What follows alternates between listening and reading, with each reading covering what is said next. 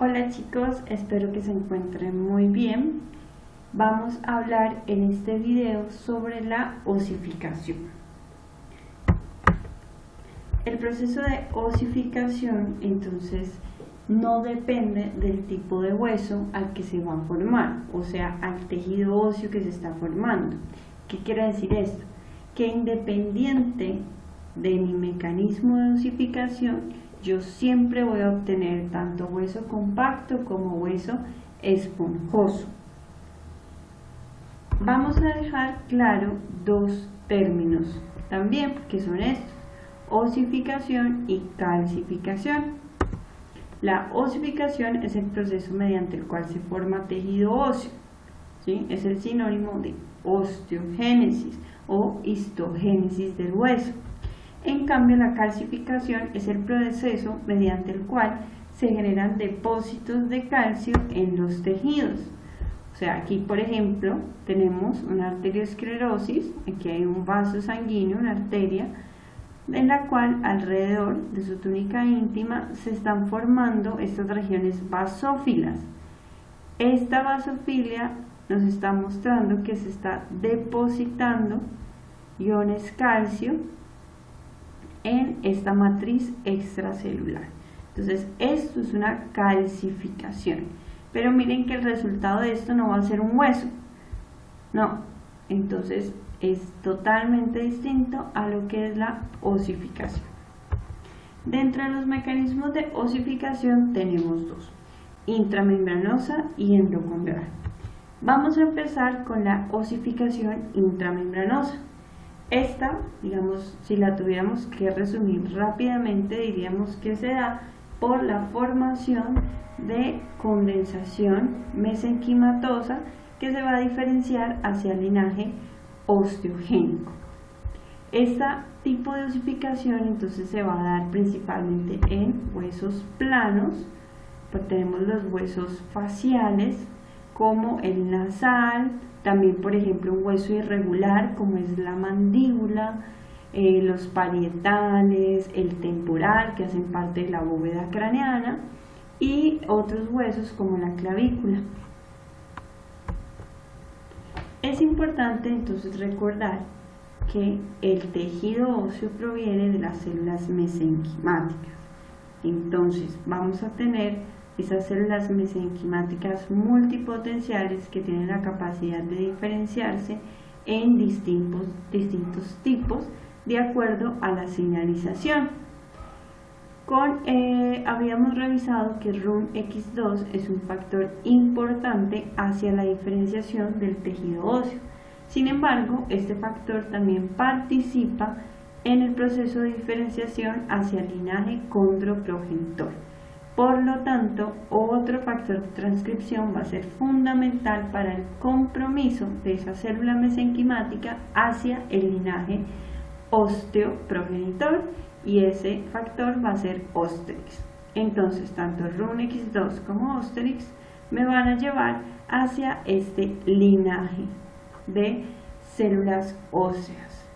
Entonces, esa célula mesenquimática se convierte en un osteoprogenitor que va a dar origen a osteoblastos, que a su vez se pueden entonces diferenciar hacia células de revestimiento óseo, osteocitos, o pueden sufrir apoptosis.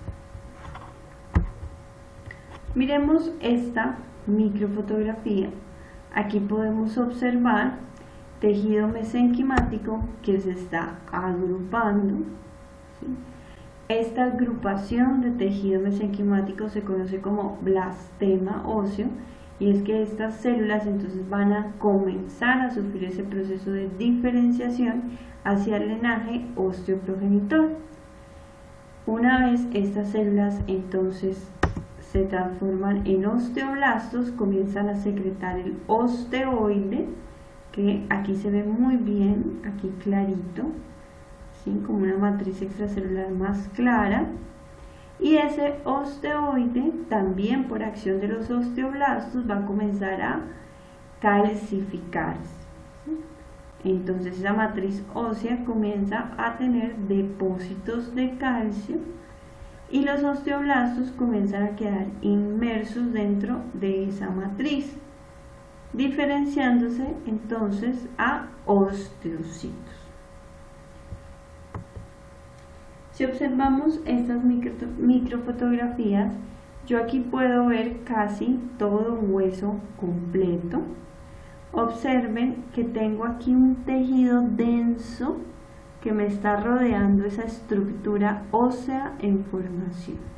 Ese es un tejido conectivo denso irregular y corresponde al periósteo de ese hueso en formación.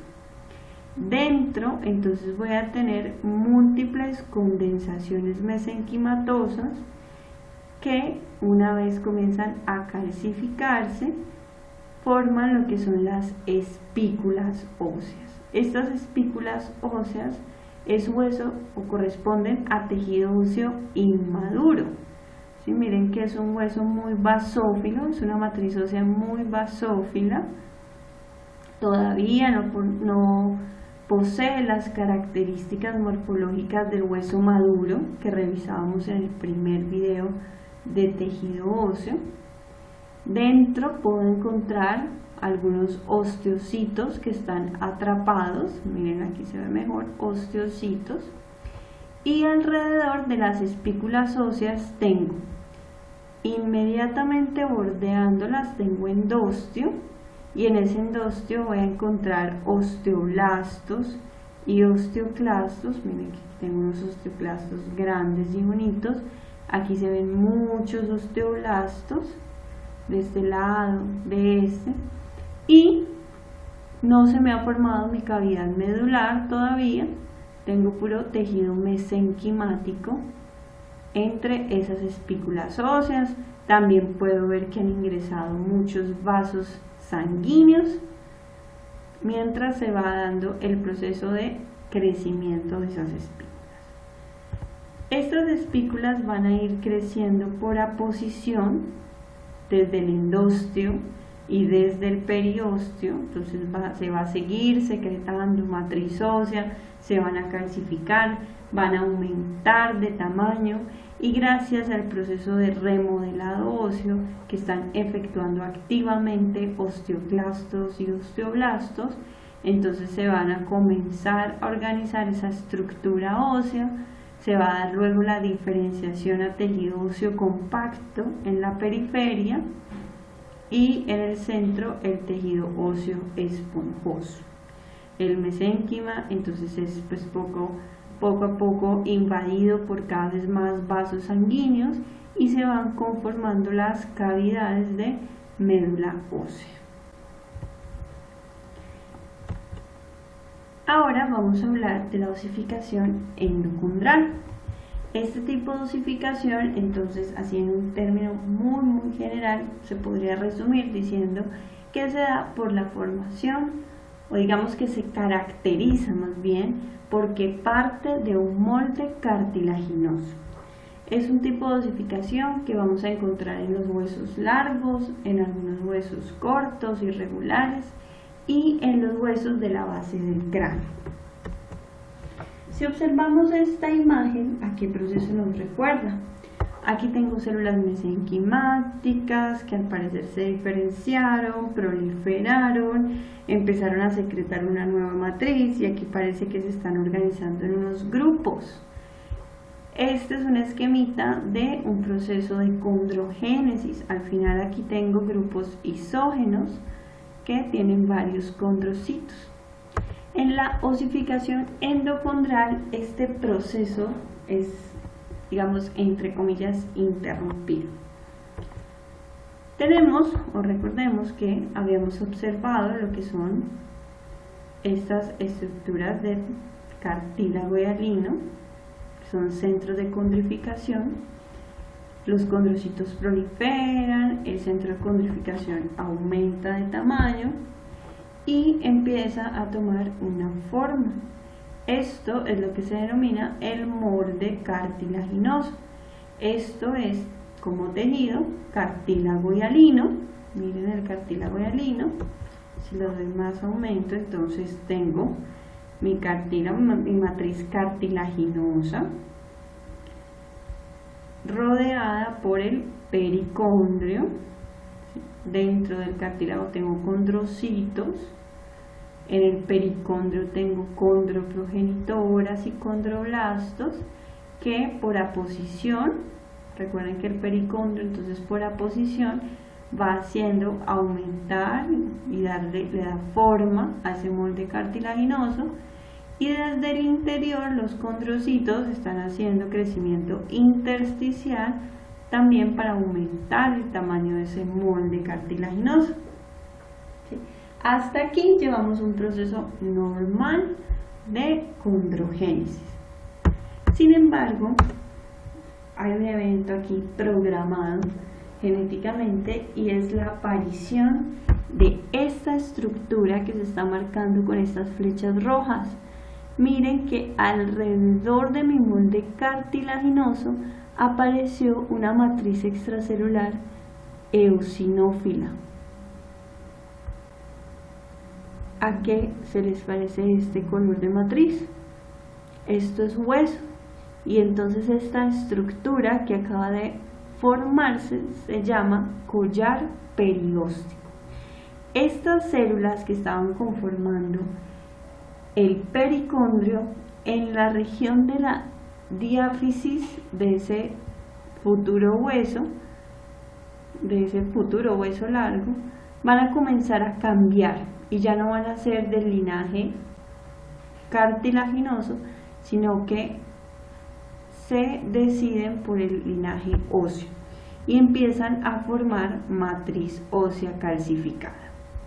La calcificación de esta matriz entonces va a generar unos cambios a nivel interno de este molde cartilaginoso. Recordemos que el cartílago es un tejido no vascularizado cuya nutrición depende de la difusión de los nutrientes a través de la matriz cartilaginosa. Los nutrientes están acá afuera y pasan por difusión hasta los condrocitos. Esta nutrición, ¿sí?, va a ser interrumpida por esta matriz calcificada que se presenta aquí como una barrera física. Por lo tanto, este sitio aquí en la diáfisis de este molde va a comenzar un cambio de pH gracias a la hipoxia.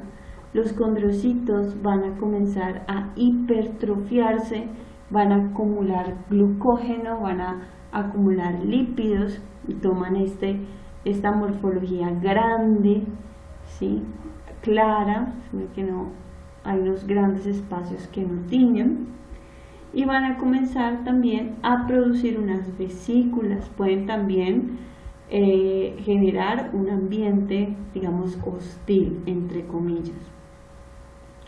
Al tener todas estas condiciones, los condrocitos liberan este factor de crecimiento vasculoendotelial, VEGF, para, digamos, como un auxilio, como una señal de auxilio, solicitando el ingreso de vasos sanguíneos para poder obtener nutrientes, oxígeno.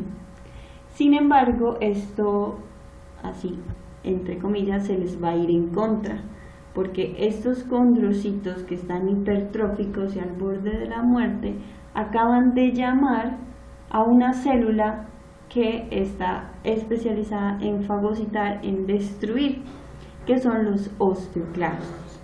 Entonces los osteoclastos van a ingresar a través de los vasos sanguíneos a esta región y van a comenzar a destruir la matriz cartilaginosa, van a destruir a esos condrocitos que estaban en procesos apoptóticos, que estaban por decirlo así, en decadencia, y van a liberar espacio para que ingresen más vasos sanguíneos.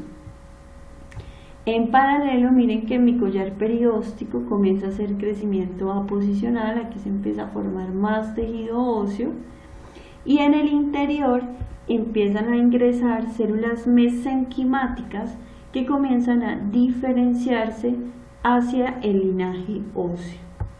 Entonces, en mi diáfisis comienza un proceso de osificación en el interior del molde con formación de espículas óseas hacia el collar perióstico. Entonces también tengo un proceso de crecimiento aposicional, se sigue formando hueso en ambos lados y mi molde cartilaginoso comienza a osificarse desde la diáfisis hacia las epífisis.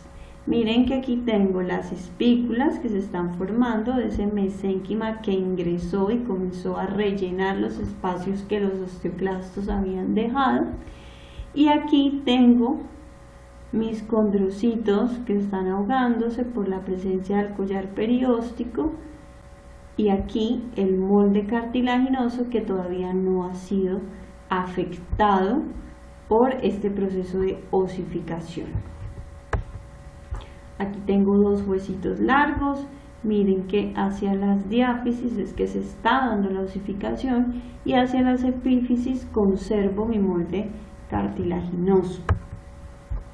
En resumen, entonces, mesénquima que se agrupa inicia un proceso de formación del centro de condrificación, ese centro de condrificación crece, forma el molde cartilaginoso y luego, entonces, con la formación del collar perióstico se desencadena el proceso de osificación endocondral, donde a nivel de las diáfisis voy a iniciar un centro de osificación primario. O sea, desde aquí hacia las epífisis voy a tener procesos de osificación. Y se me están dando dos tipos de crecimiento al mismo tiempo. Un crecimiento aposicional desde el periósteo para darle grosor a ese hueso largo. Y aquí en las epífisis, este cartílago que todavía no se ha dado cuenta lo que pasa en la diáfisis, sigue aumentando de tamaño, creciendo de forma intersticial. Y este crecimiento intersticial va a permitir que ese hueso crezca en largo, o sea, en longitud. Aposicional me da el ancho, intersticial del cartílago me va a dar el largo del hueso. Pero entonces, ¿qué está pasando en estas zonas que todavía no han comenzado a osificarse? Pues en esta región vamos a identificar unas zonas de cartílago. Si yo voy desde donde se me está dando la osificación hacia las epífisis, la primera zona que voy a identificar es la zona de resorción, luego una zona de calcificación, luego una zona de hipertrofia, luego zona de proliferación y por último una zona de reserva, ¿sí? Miren en esta imagen, entonces el proceso de osteogénesis se está dando desde la diáfisis hacia las epífisis.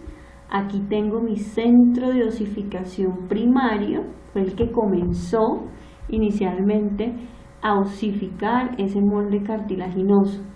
Y las zonas de cartílago las vamos a revisar desde la epífisis, que es desde donde todavía no se han enterado de la osificación, hasta los condrocitos que ya están muriendo y siendo reemplazados por tejido óseo. Entonces, desde la epífisis, mi primera zona es la zona de reserva. En esta zona de reserva tengo condrocitos, miren, pequeños en sus lagunas, separados. Miren que yo no observo, digamos, una organización particular de estos condrocitos, no están formándome nada particular, yo los veo dispersos, algunos en procesos de pronto mitóticos y listo. En la siguiente zona, que es la zona de proliferación, esos condrocitos entonces comienzan a formar, a hacer mitosis, a conformar grupos isógenos y a organizarse en hileras. ¿Sí? Por ejemplo, en esta imagen que es sacada de un libro, se ven así muy separadas estas hileras, pero en otras digamos en otras placas, en otras muestras, estas de histology guide, se ven las hileras pero se ven muy juntas. Aún así, miren que yo puedo diferenciarlos alargados en hileras y muy juntos entre sí, a diferencia de la zona de reserva, donde yo los veía redonditos y dispersos sin ningún tipo de organización en específico. Esta zona de reserva es la que va a permitir que ese hueso pueda seguir creciendo. Si esta zona de reserva se acaba, ya no tengo más zona de reserva, entonces ya voy a dejar de crecer ese hueso en largo, ¿sí? O sea, esto es importante para el largo de ese hueso. Después de la zona de proliferación, entonces vamos a tener la zona de hipertrofia. Esta se caracteriza, miren que todavía puedo ver condrocitos en hileras, pero su morfología ya no es alargadita como aplastada, sino que se han crecido mucho. Esas lagunas son muy grandes, ¿sí? Se ven unos grandes espacios en blanco, y estos espacios se dan por la acumulación de glucógenos, de lípidos, ¿sí? Puedo ver condrocitos también llevando procesos apoptóticos, como ya en decadencia, por decirlo así. La siguiente zona es la zona de calcificación, y esta se caracteriza por un cambio en la coloración de la matriz que rodea los condrocitos. Miren que hacia acá arriba, en esta tinción, la matriz se ve azul clara. Tengo los condrocitos hipertróficos, pero luego miren, esta matriz se oscurece. Esto es porque se comenzó a calcificar esta matriz extracelular. Ya veo los condrocitos mucho más, incluso algunos se ven vacíos, ya se ven procesos de apoptosis, la mayoría en esta región. Luego tengo la zona de resorción. Entonces, esta zona de resorción corresponde a la región en la que yo voy a ver espículas óseas y voy a ver células del tejido óseo. Voy a comenzar a ver osteoblastos y osteoclastos, los osteoclastos haciendo la resorción, los osteoblastos produciendo matriz ósea, formando estas espículas. Aquí ya no voy a ver, en esta zona de resorción, voy a ver muy pocos condrocitos, ¿sí? Normalmente si veo esos condrocitos van a estar muertos, por decirlo así, y voy a ver espículas óseas. El centro de osificación primario, como lo mencioné anteriormente, entonces es el primero que se forma, se inicia en las diáfisis y va hacia las epífisis. Pero una vez este proceso avanza, se van a comenzar a formar unos centros de osificación secundarios. ¿En dónde? En las epífisis. Entonces, en cada una de las epífisis, miren aquí arriba y aquí abajo, se va a formar un segundo centro de osificación,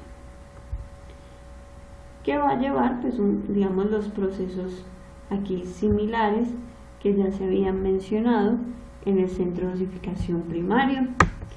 En esta microfotografía entonces podemos observar cómo ha avanzado el centro de osificación primario, y aquí en la región de la epífisis veo el centro de osificación secundario. Esta banda ancha basófila corresponde al cartílago remanente que forma lo que es el disco epifisiario. Este disco epifisiario entonces es el que todavía tenemos al momento de nacer y que continúa en crecimiento intersticial para seguir dándole largo a nuestros huesos. Cuando este disco epifisiario se osifica por completo, pues ya nuestros huesos dejan de aumentar en longitud. Adicionalmente, en la epífisis, en la región articular, me va a quedar un cartílago hialino remanente que corresponde al cartílago articular. Bueno chicos, esto es todo. Finalmente pues también recuerden que el proceso de remodelado óseo es el que va a permitir que todas estas espículas que van creciendo se vayan reorganizando para formar los diferentes tejidos óseos que ya conocemos, que son el tejido óseo compacto, el tejido óseo esponjoso, en el hueso compacto. Entonces por esa remodelado se me van a formar las osteogonas, se me va a dar esa organización de laminillas concéntricas e intersticiales, y en la región del hueso esponjoso pues voy a tener las trabéculas óseas, que ya son estos dos tejidos, pues ya son del hueso maduro. Espero que este video les haya gustado. Cualquier inquietud no duden en escribirme, en preguntar. Que estén muy bien.